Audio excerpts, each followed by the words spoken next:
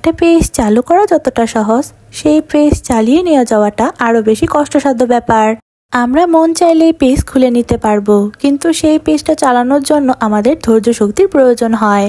মন চাইলেও টুস করে পেজ খুলে নিলাম আর সাথে সাথে আমাদের আর্নিং হতে থাকলো, ব্যাপারটা কিন্তু আসলে মোটেও এমন না।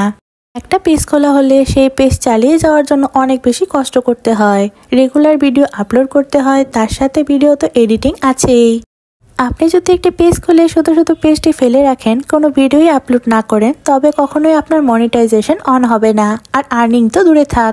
একটি পেজে সাকসেস পেতে হলে আপনাদের প্রতিদিনই একটা না একটা ভিডিও আপলোড করতে হবে, হয়তো সেটা রিল হতে পারে বা কোনো লম্বা ভিডিও। কিন্তু আপনি মন চাইলে একদিন ভিডিও আপলোড করলেন, আরও 2 দিন আপলোড করলেন না, তারপর আবার আপলোড করলেন, এমন করলে কিন্তু কখনোই আপনার মনিটাইজেশন অন হবে না। আপনাদের প্রায় প্রতিদিনই ভিডিও আপলোড করতে হবে। তার সাথে কিন্তু যে ভিডিওটি আপনি আপলোড করছেন সেটি কোয়ালিটিফুল হতে হবে। আর ভিডিওর এডিটিং কিন্তু অনেক বেশি একটি গুরুত্বপূর্ণ অংশ। ভিডিওর এডিটিং যদি ভালো না হয় তাহলে সেই ভিডিও কিন্তু কখনোই ভাইরাল হবে না, আপনার সেই ভিডিওতে ভিউও হবে না তেমন একটা।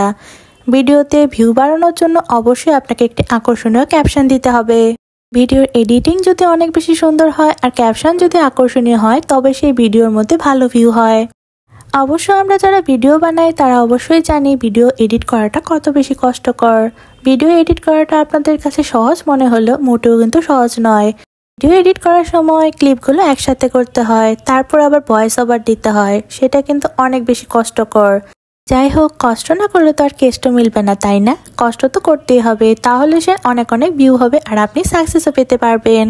আপনারা চাইলে নানা রকম ভিডিও বানাতে পারেন, যেমন রান্নার ভিডিও, কোথায় ঘুরতে যাওয়ার ভিডিও, আবার খাওয়া দাওয়ার ভিডিও। তার সাথে আপনারা কিছু বানাতে পারলে সেগুলোর ভিডিও করতে পারেন, এইগুলো আপনাদের অনেক বেশি কাজে দিবে।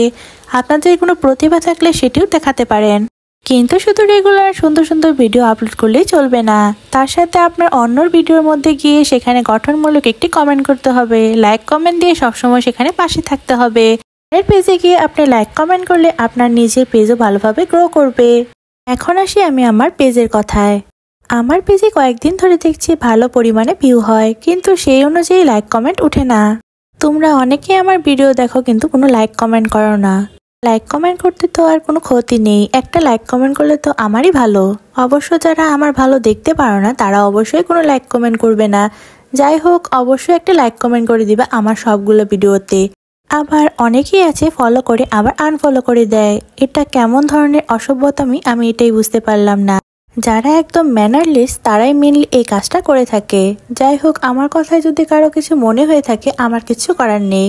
যারা ফলো দিয়ে আবার আনফলো করে দেয় আর যারা ভিউ করে, এটা যদি ফেসবুক শো করতে পারতো তাহলে সবচেয়ে বেশি ভালো হতো। তাহলে দেখে বুঝতে পারতাম কারা আমার সাকসেস একদমই সহ্য করতে পারে না, অথচ সিসি ক্যামেরার মতো আমার পিছনে লেগে আছে। কষ্ট করে পেজে ভিডিও দেওয়ার পর যদি এমন কিছু হয়, সত্যি তখন অনেক বেশি রাগ উঠে। আর অন্যদিকে অনেকে আছো আমার রেগুলার পোস্টে অনেক কমেন্ট করো, তার সাথে অনেক লাইকও করো, তাদেরকে অনেক অনেক থ্যাঙ্কস। তারা সবসময় আমাকে সাপোর্ট করে যায়। তাদের সবার সাপোর্টে আমি সামনে আরো সুন্দর সুন্দর ভিডিও দেওয়ার ট্রাই করব। তাই পেজ চালানো যতটা সহজ মনে হয় আসলেই ততটা সহজ নয়। সবার সাপোর্ট থাকলে পেজ চালানোটা অনেক বেশি সহজ হয়ে যায়। যাই হোক, আমার ভিডিওটি যদি ভালো লাগে অবশ্যই একটি লাইক করে দিবা সবাই। তার সাথে যারা আমার পেজটি এখনো ফলো করো নাই তারা অবশ্যই ফলো করে দিবা। নেক্সট ব্লগে নতুন কোনো ভিডিও নিয়ে তোমাদের সাথে দেখা হচ্ছে। আজকে ভিডিওটি এখানেই শেষ করছি। টাটা সবাইকে।